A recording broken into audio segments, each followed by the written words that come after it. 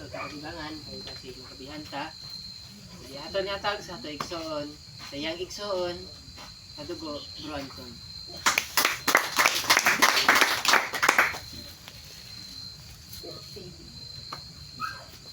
Pagpigil ka, ispisi mo niya. Isang pagid. Ang pangalan ni Jesus. So, salamat po sa Ginoo nga subong adlaw. Dugangan po ni Jesus Christ ang tuig sa aton nga igsoon. Amen. Amen. So, ang tanan ninyo nga ginahambal mga igsoon sa Kristo, parte sa aton nga igsoon nga si Charlene. So kung ano man ang inyo nga nakita sa parte sa iya nga lawas nga nabuhat niya nga maayo, so ang Dios sa aton nga i-guide sina. Amen. Tungod sa pagtuoy sa Ginoo, gitagaan siya sang Ginoo sa sang amo sina nga kasing-kasing, no? Ang nakita naton sa iya nga siya mabinuligon. So isa na siya kapamaagi sang Ginoo nga gihatag siya pud nga regalo nga may kasing-kasing siya amo sina para nga may ara siya sang ginatawag nga kumbaga katungod nga magbuhat sang amo sina nga bagay. Kumbaga siya ang gitukahan pud sang Ginoo. Kumbaga hiyas pud niya na nga gihatag sa Ginoo nga gihatag kag iya pud nga gibalik sa sa aton, no, sa aton tanan. So ang Ginoo gid ang aton nga pasalamatan, no, tungod sa iya nga pagtuo sa Dios. So amo na siya ang gibalos ang Ginoo sa iya. So gihatagan siya sang lain na pud nga adlaw sa iya nga katuigan subong. So salamat, no, sa aton nga igsoon, tapos sa inyo tanan mga igsoon kay Kristo. So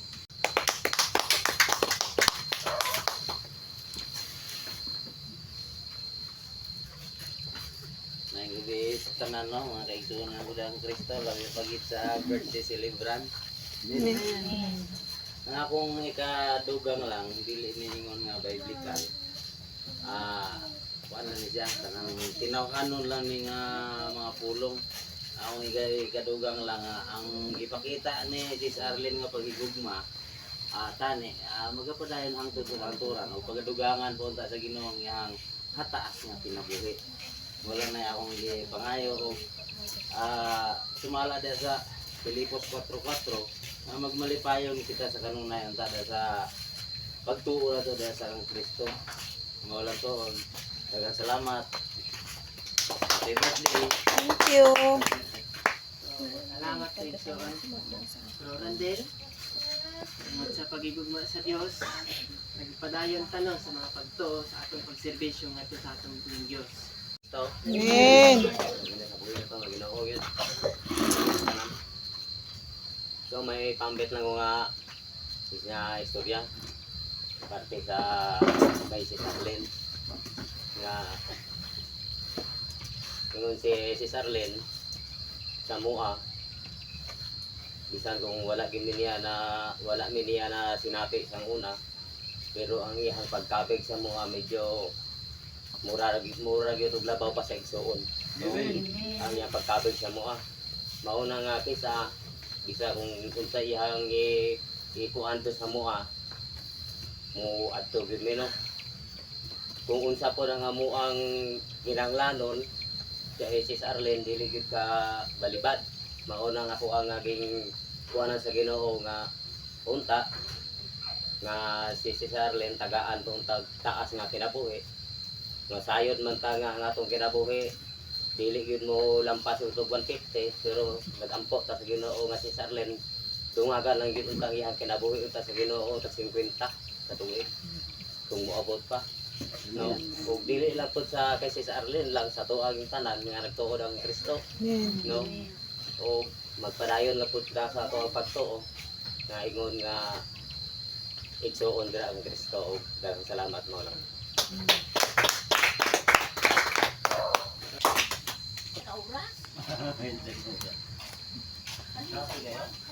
Ayaw sana.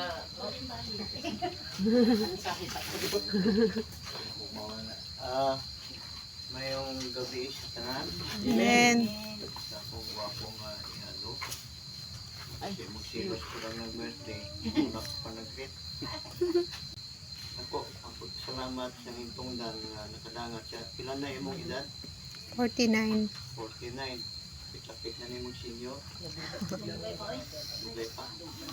11 years. 11 years? Tagamay na lang. So, wala man sing ibang nga maayo nga kung sino ang pangayon ta sa Diyos sa Ama at ngalan ni Ginoong Hesus nga atagan pa siya sing malawig ka nga kinabuhi.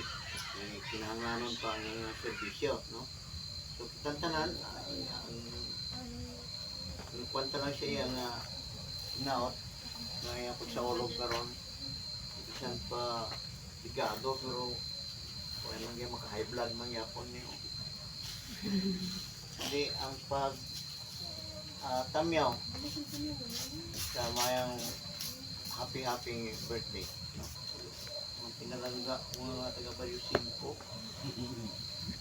Dili na ni Vidita. hindi na bisita, Dili na. totoo na yun na Vidita na. may kamukang Amen. buhong ang dinig. So, salamat sa igsoon. Itiritso na lang na ito, atag. Ready ang tanan, kay isa-isa ba yan eh? One on one din. Mamayang gabi sa tanan, no? Amen. Pinagkit sa birthday celebration. Thank you. Ginapasalamatan ko lang sa Ginoo na nakilala ko si Sis Arlene na sobra pa sa utod na kabi ko siya na kay nakita ko gid sa iya ang maayong nga utod. Pero ako na batyagan sa iya. Kabay pasis nga padayon ang mga pagkamaayo sa kabay ng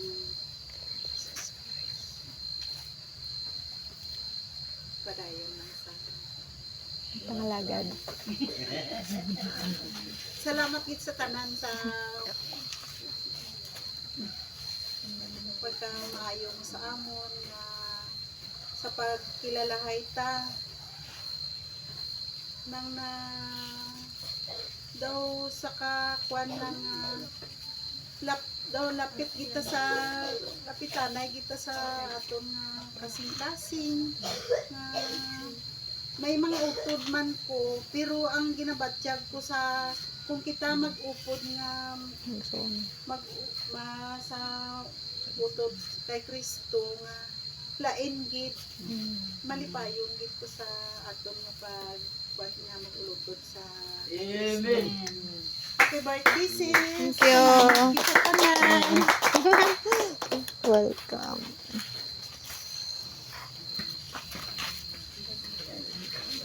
So, salamat na igsoon. Ikislugang. So, mura to yung birthday. Tama na to kay mamugod ng sahay.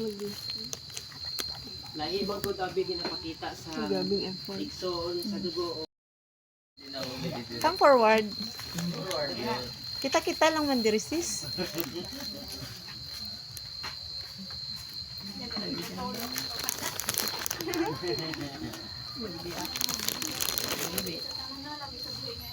Amen.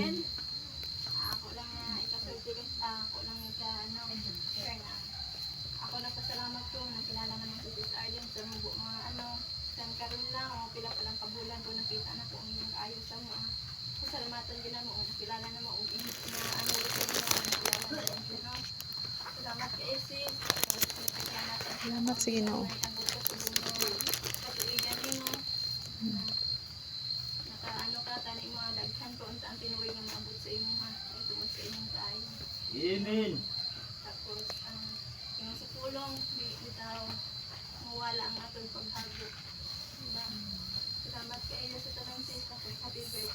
Salamat. Diretso na lang nato yatag no. Basta na, ang ato igsoon nagpadayon sa pagsalamat. Bisan sa hamubo nga panahon, iyan ipakita ang ang ato igsoon ni sa sarili nagpakita og maayo. Dili gid nato kalimtan una sa tanan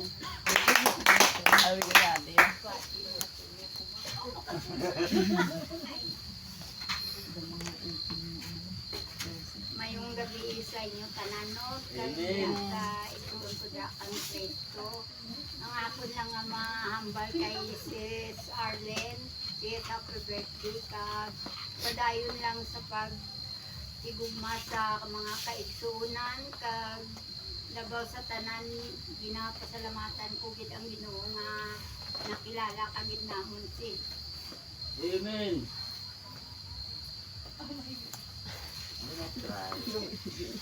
First time ko gid na nakilala ka mo ni Nanan. Dito sa balay ni Sis Jill. Kagrabe gid ang ako nga halipay nga nakilala ko kamo. Nga may mga parintigan kami diri sa Margit. Kag sobra-sobra gid ang pagigugma namin ninyo sa amon sis. Grabe gid ka. Bisan sa igsoon ako sa pagdugo na ako daw. Sobra gid ang pag-ano sa amon sis.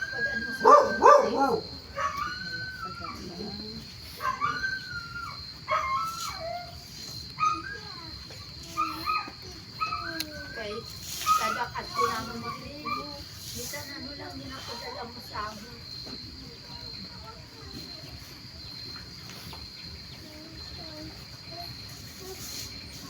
Sa amon nga mga utod dyan daw hindi kami nakadalagan. Pero sa imo sis, gamay lang nga lahat at sa amon. Kag ako bilang pinapasalamatan ko rin mga sis na nakilala ko kami. Ngayong gabi ang birthday sis. Salamat. niya. Karon gusto pa ninyo manghilak. Years of joy. Yun na to kay Salamat. ang bata to. Pa sila so hatag nato no sa iyan na lang igsoon. Sige hatag nato sa ato igsoon sis May.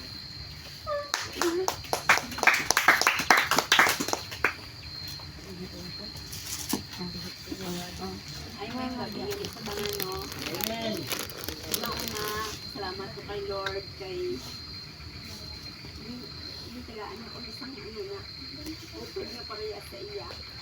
Bisan ako mismo mangambal na na hindi lang sa inyo siya, hindi lang siya sa inyo mabiniligon. Siyempre, una-una, kami ang magambal, sinakay kami ang iya na kumbaga kami ang upod perminti. Mahambal ko gid nga siya ang pinakabuot. Siya ang buot. Hindi man siya kaya ang isa ko man ka magulang. Buot man po ito. Buot gid siya halin pagid na sa to nga bisan anong mga ilangan mo, bisan dako o gamay. Basta kaya yan ang ihatag gid. Wala tutat nga pagsuportaya na sa amon halin pagid sa una nga bisan anong gino namon basta kaya yan lang inahatag niya. Hindi lang sa inyo number 1 gid para sa amon nga mga utod sa amon nga mga parinti wala siya reklamo basta may ara lang nang kumbaga unang-una mahinadlokon din na siya kay Lord hadlok siya nga makasala ano nga pag wish ko nga tani nang tagaan ko sa pang laba nga nga buhay kag always nga ang good health ng gid niya perminti. Sa ato igsoon sis siya. So, may urap isa sa lahat. Amen. Magaw niya mahal. So, gamay naman niya nga po niya iumbal. So, kay halos tanan is na balingid man. So, ang ako nang mambal sa ako na mama. So, napasalamat ko nung ang ato ni Ginoo gitagaan ko sang nanay nga grabe ka understanding. Like, nang grabe mag-compromise, grabe magpaubos. So, nang as a nanay siya sa akon like when it comes sa mga mga decision making skills miskan nang do budlay siya himuon pero nang mag-isip siya pinaagi man sa Ginoo, like do out of the box, like do hindi mo siya maisip, pero sa kaayuhan ng gyapon amo na ang na-notice ko kay mama nga nagapasalamat man ko nga gitagaan ta sang amo sinang paalam kag mapasinsyahon, like grabe mag-understand.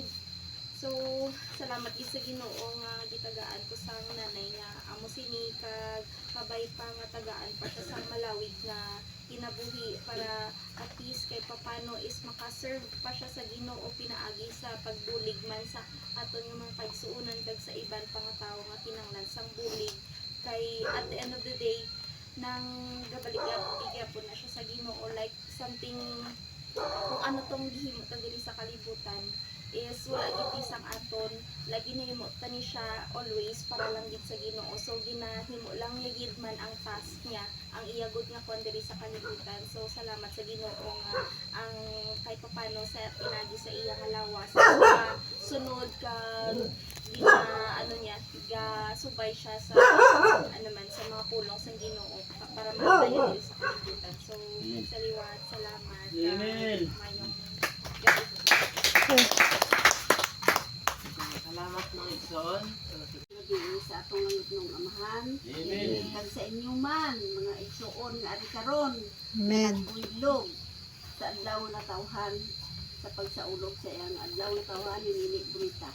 Amen. Ang akon lang nga mahambal no sa akon nga nabatian nga mga testimonya ninyo nga mga igsoon parte sa kay Nini. Ako nabatian nga bautan siya, mabinuligon, kag ambot kung ano pa ang iba nyo nakita sa iya. Pero ako gid ang makapuy base na kay ako ang iyang nanay. Halin pa sang gamay, amo gid na siya butan daan. Kag hangtod nga nag-eskwela siya, hangtod nga nakapamana, wala gid undang ang iyang suporta sa amon nga mga pamilya. Hasta pod sa mga utod niya nga kinanglan sa iya nga bulig.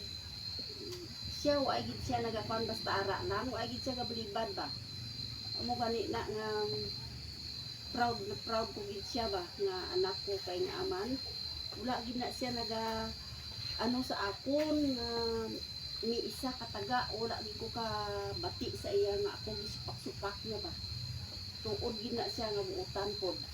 Kag tapos ang number 1 pagid ang mawis ko lang sa Ginoo na hatagan sa permising na ayong lawas, ilikay sa mga kapamakan, kadisgrasyahan, kag number 1 gid nga hatagan sa simlawig kinabuhi kag hataas pagid nga katuigan sa kag adlaw sa iya nga kinabuhi ang madamo pa nga birthday ang iya nga maabot. Ni ang mawis ko lang no ni ulani hindi ka gid magbago ni ba kay In Jesus' kani name. ang akon lang nga mabatyagan mo man ang kainit sa akon kay mo na nagkakon sa mga adlaw pag hinalop ng akon nga mga adlaw ba Hindi na mag-emote-emote kayo, maglain ang imo karon nga dughan. Hinapangyo ko lang sa imo butagan man ang akon nga pagpalangga pinaagi na lang isang sa mainit na nga halo ko sa imo yung lang gid na akon nga masiling ba kaya tani mo lang na nga ang hambal ko nga hindi lang gid ka magbago mak amo gid na ang wish ko sa Ginoo nga hindi lang gid magbago sa imong pagtuo padayon sa imong nga buhaton nga napabuhat sa imo ni ba. Amen. Amen. Salamat sa inyong tanan. Thank you, Mama. Salmo. Yung salmo doon. Ay, wala man isang 14. Sili niya. Tungod kay ginapahaluna niya ang iyang gugma kanako, busa ako magaluwas kaniya. Ipahaluna ko siya sa itaas, tungod kay naila niya ang akong ngalan, kanako mutawag siya og ako mutubag kaniya.